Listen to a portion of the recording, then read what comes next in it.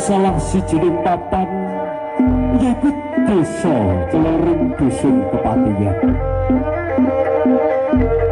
Nyawijine Mbah Dayang Pancapsari ana ring raganing Gareng. Pangupayane saka Mbah Buamping nalika jaman semono. Mitri desa tepung gelang-goleki raga kang sejati. Sesat melip kembang ati mapan ora ring ngendi ya ning papan kene desa Celoring. Mbah Miskan kang dadi salah sijining sejarah kawiwitane seni lan kabudayan kang mapan ana ring tlatah Celoring. Mbah Dayang Pancapsari kula tedhi jangkung ana, kula tedhi sampeyan dugi ana ing papan kene. Putu-putu dika, anak-anak dika, padha nyeni syukur arupa kembang melati pertanda kembang ati. Nyeni syukur pertanda kembang mawar uga tambah mekar. Nyeni syukur kang pertanda kembang pitung gulung. Warna kang prasasat pinangka dadi lelampangane Gusti Kang Prabu Daya Pancapsari. Ana ring iki dina kula yakin panjenengan sampun rawuh wonten ing papan punika. Sampeyan laksani semono uga dadi jentuni putu lan anak-anak berguna Geneman nuri-nuri budaya kang wonten ana ring bumi Nusantara ya budi pelajaran budaya iki. Mulai iki kabeh dulurisun wadon lanang cilik tuwek lan nom sing cilik kudahan natun rupa nyawiji manunggal kersa nyawiji manunggal garep jujung dhuwur seni budaya Banyuwangi. Pancapsari, iya paman.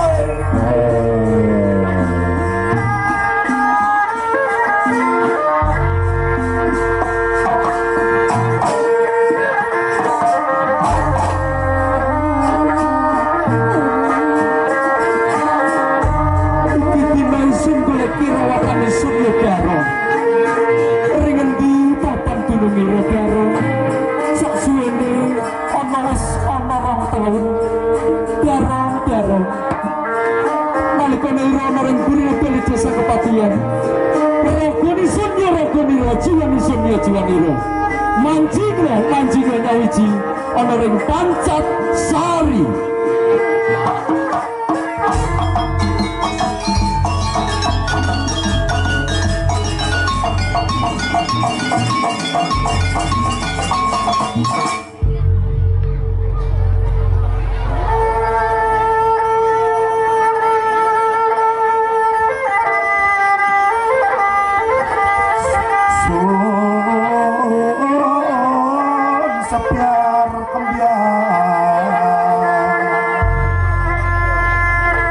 Ketujuan kang dina badunya apik aduh teko banget lembut teko belai jin lan uga setan sing ana datang langit kang arep gawe ya sing bakal tegas iku kabeh gunane wong lembut kang salah bakal suwe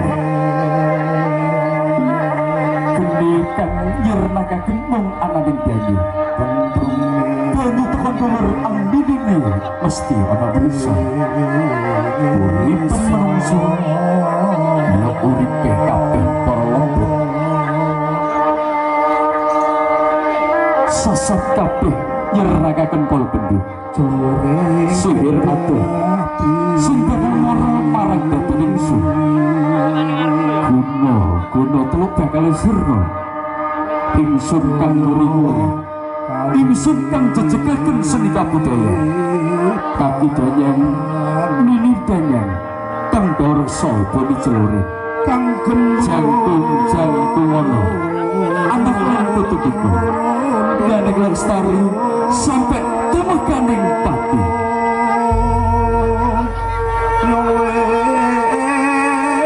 Gusti kang mawati Pancat Sari yaiku danyang Pancat Sari yaiku gahdoyut kang wis kaiko nalika jaman lahir kabudayan Barong Banyuwangi kang mapan ana ring tlatah Celuring Banyuwangi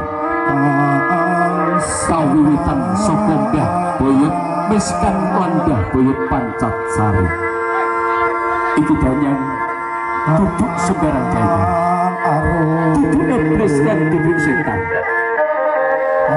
ayo dulu podo jujukaken kendorane seni lan kabudayaan Banyuwangi sampai besok tumekandeng pati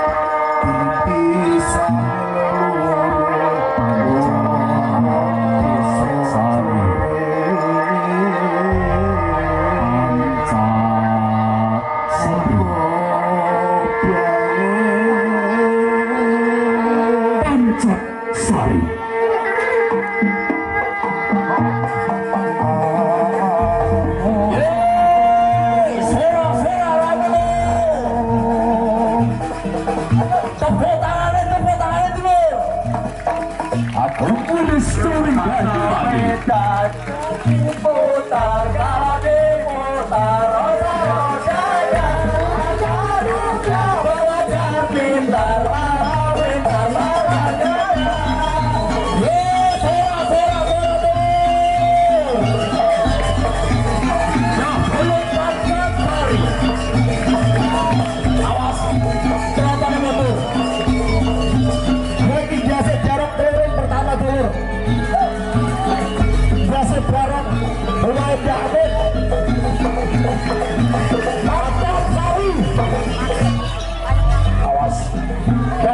Desa Tluring butuh-butuh iki biasa barang Tluring pertama.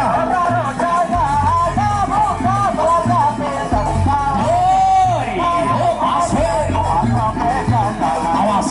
Penontonnya rada mundur.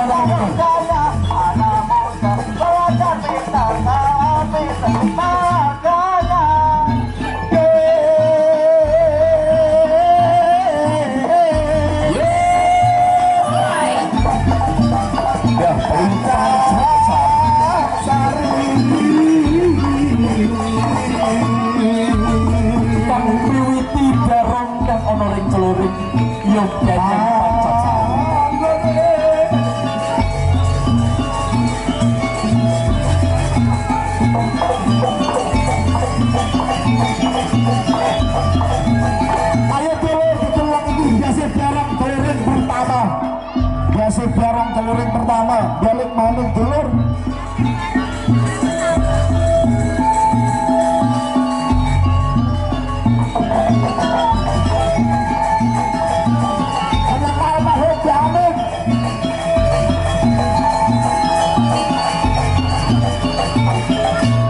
Awake Bapak Cacari dalam panggung.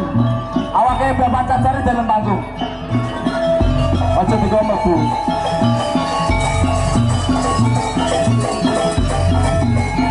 Muga-muga almarhum diterima pangeran kang biasa dulur. Anak putune bisa narseni, makin bisa narseni.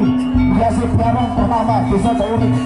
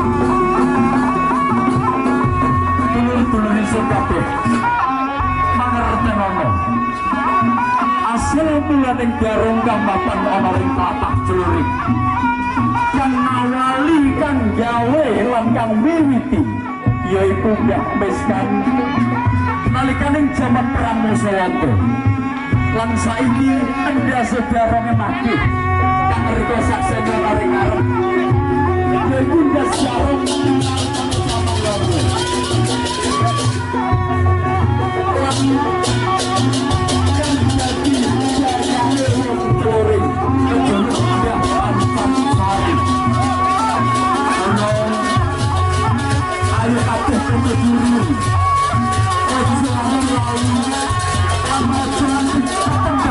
sejarah asal mulane barang telur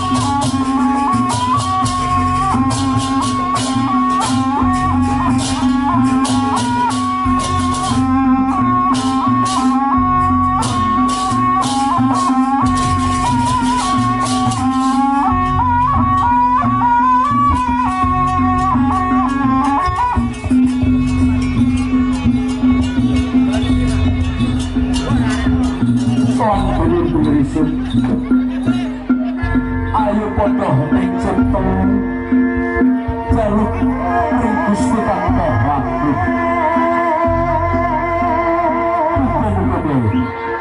Badangan Pancasari kang dadi wiwit kang migarong sing tlatah celurit kang saiki ana ing arep lan almarhum Mbah Wamin almarhum sapa Mbah Miskan lan almarhum